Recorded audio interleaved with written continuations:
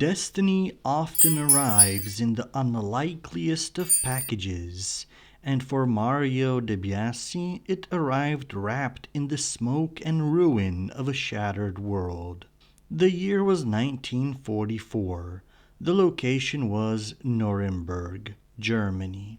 The air was thick with the dust of pulverized masonry and the acrid scent of war. Mario, a young Italian man of barely 20 years, was far from his home in the Buleno Mountains. He was a deportee, a forced laborer caught in the grinding machinery of World War II, clearing the debris of a city brought to its knees by Allied bombs. It was there, in the literal rubble of civilization, that he found it. Not a weapon, not a stash of food, but a manual on photography and an old camera kit. It seemed almost absurd, a device meant to capture light and memory, lying amidst a landscape dedicated to darkness and oblivion. But for Mario, this scavenged treasure was a lifeline. In the chaos of the labor camp, he taught himself the mechanics of the shutter, the alchemy of the aperture, and the patience of the frame. He began to take pictures of the devastation around him. He didn't know it yet, but he had just been born a second time. The radio technician from Soie had died in spirit, and the man with the eye, the witness to the 20th century, had begun to breathe. He realized then what would become his lifelong mantra. Wherever you encounter life, you encounter beauty. Suffice it to look around and you will see it, even in a leaf, a stone, a balcony with flowers, even in the reflections in a puddle. When the war ended and the smoke cleared, Mario returned to Italy. He didn't stay in the quiet valleys of Buleno, however. His spirit was now tuned to a faster frequency, a rhythm that could only be found in the rebuilding heart of the nation, Milan. Milan in the late 1940s was a city of ghosts and scaffolding.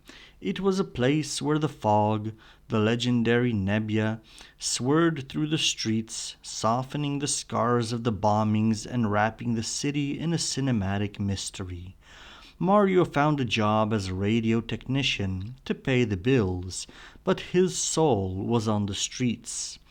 Every morning before work and every evening after, he walked.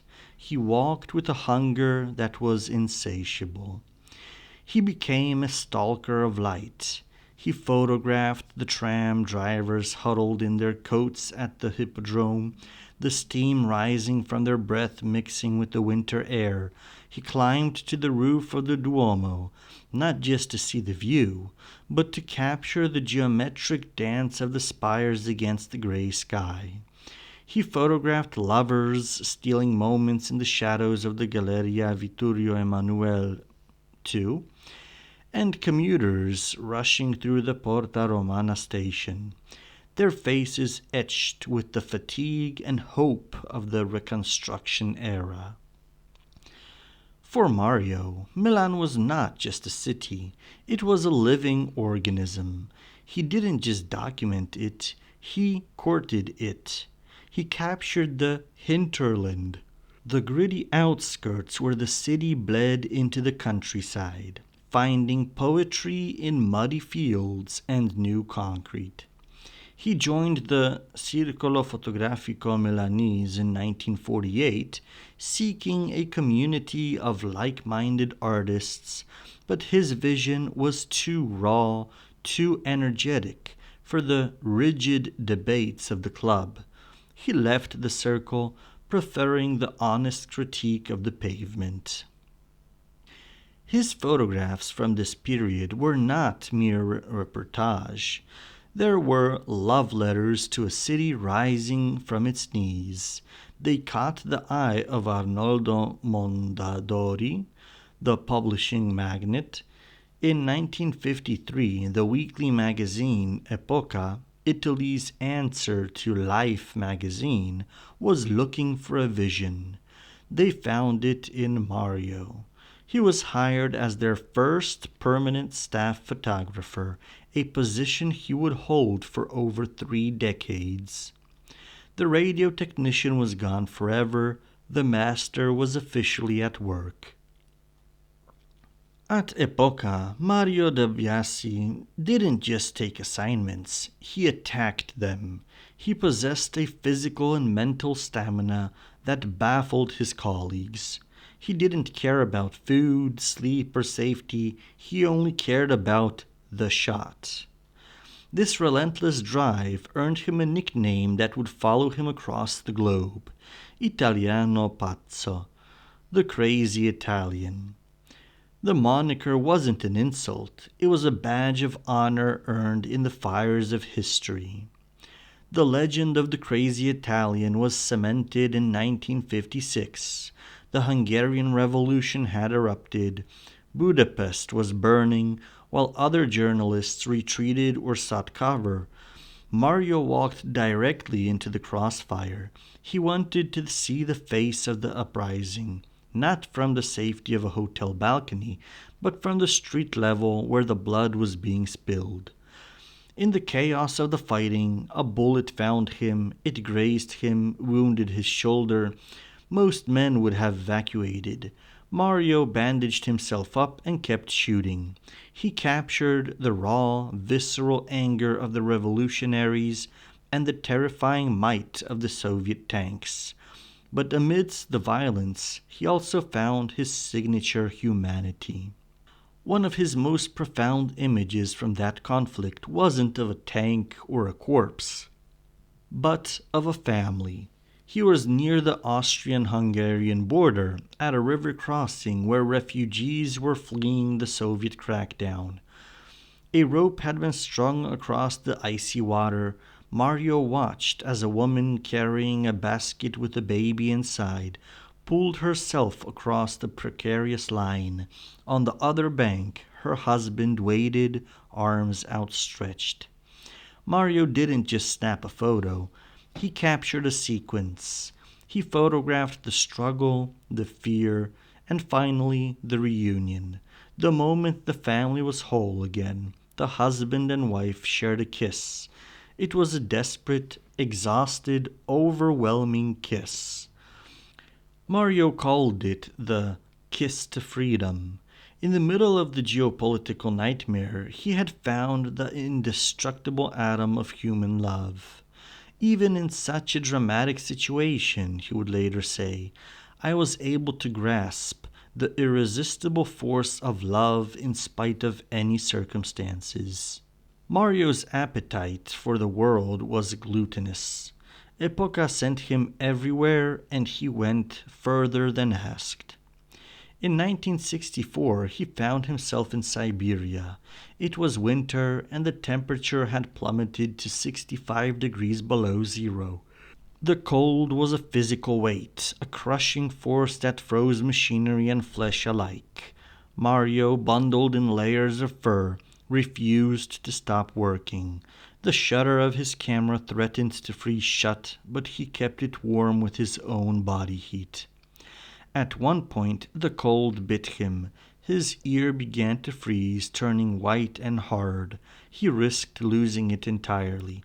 Yet the Italiano Pazzo laughed it off, thawing his frostbitten flesh and continuing to document the stark, white silence of the Soviet East.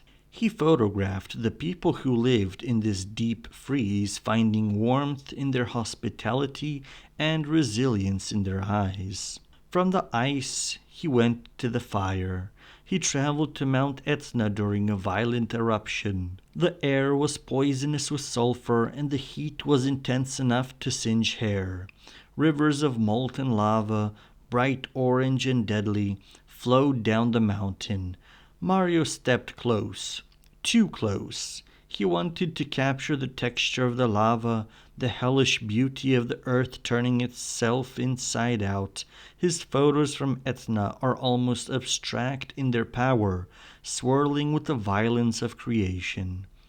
He traveled to Africa, crossing deserts and jungles. He would send packages of undeveloped film rolls back to Milan, sometimes hundreds at a time, without ever seeing what he had captured.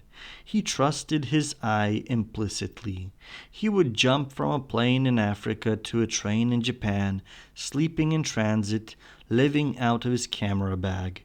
He was a nomad with a press pass, a witness to the shifting tides of the 20th century. While he was famous for his war reporting and extreme adventures, Mario de Biasi's heart truly beat on the sidewalk. He was one of the world's great street photographers, possessing an uncanny ability to anticipate the decisive moment before it happened.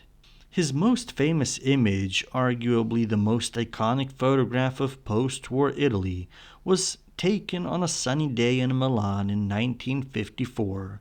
The photo is titled Gli Italiani si voltano, Italians turn around. The premise was simple. The magazine wanted a spread on Moira Orfei, a young, striking woman who would go on to become the queen of the Italian circus. Mario had an idea. He didn't want a studio portrait. He wanted to see how the world reacted to her. He asked Moira to dress in white and walk through the center of Milan near Galleria. Mario followed her, camera ready. As she passed a group of men, the reaction was magnetic. The men, dressed in loose suits of the 50s, stopped in their tracks. They turned, their eyes were glued to her. It wasn't just a photo of a beautiful woman, it was a photo of looking.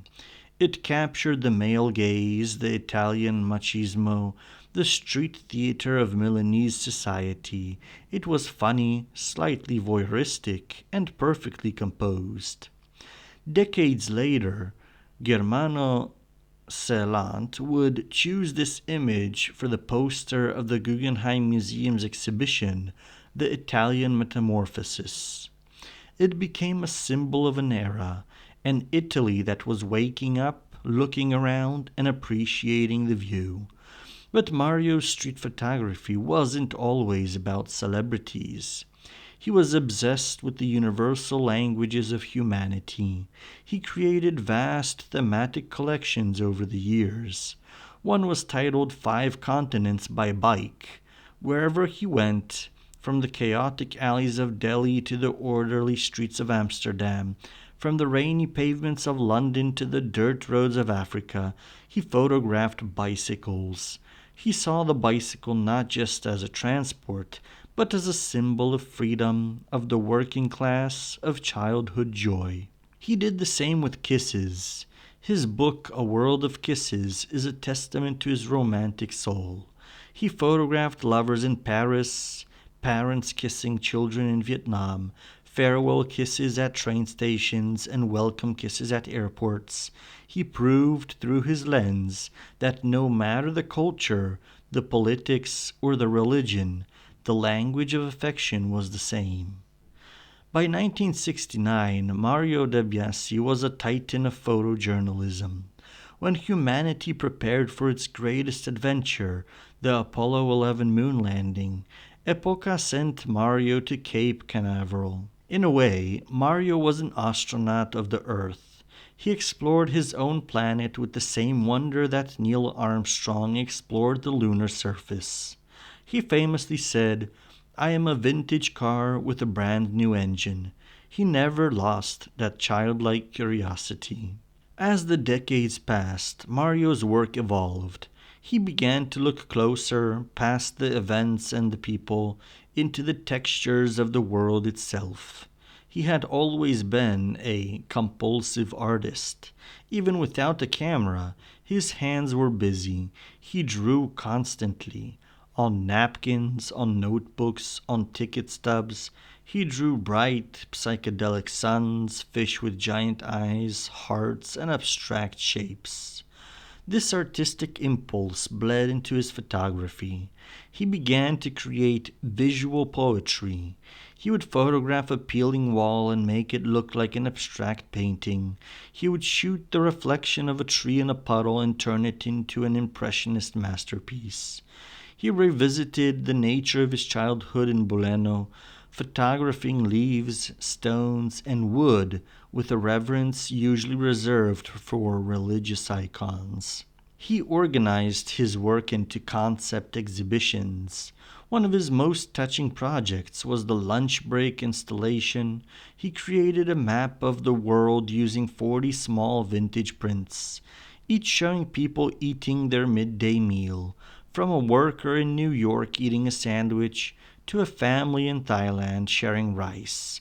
He showed that the simple act of sustenance was a global bond. It was a reminder that despite the wars he had photographed, the human family was essentially one. Mario de Biasi worked until the very end. He never really retired. He just changed his pace. He continued to live in Milan, the city he had adopted and which he had adopted him. In 2003, he was named a Master of Italian Photography by the FIAF. In 2006, the city of Milan awarded him the Ambrogino d'Oro, its highest honor. He passed away in 2013 at the age of 89. He died in a nursing home, but his mind was likely still roaming the streets of Hong Kong, the frozen tundra of Siberia, or the foggy avenues of 1950s Milan. His daughter, Silvia de Biasi, took on the mantle of his legacy, curating his immense archive, tens of thousands of negatives that document the history of the modern world. Mario de Biasi often said that a photograph is always born twice, when it is taken and when we are really able to remember it. The first birth is the mechanical act, the shutter clicking, the light hitting the film. It is instantaneous and fleeting. But the second birth is the eternal one. It happens when we look at the image years later and feel the emotion of that moment. It happens when a student in 2026 looks at a photo of a Hungarian freedom fighter in 1956 and feels the cold air and the hot fear. It happens when we look at Italians turn around and smile at the vanity and vitality of a bygone era. Mario de Biasi's life was a testament to his second birth. He didn't just take pictures, he saved moments from the river of time. He plucked beauty from the rubble of Nuremberg, courage from the streets of Budapest, and love from the chaos of everyday life. He was the Italiano pazzo, the crazy Italian who dared to look the world in the eye and never blinked. And because of him, we can still see it too. Beautiful, terrifying, and endlessly alive.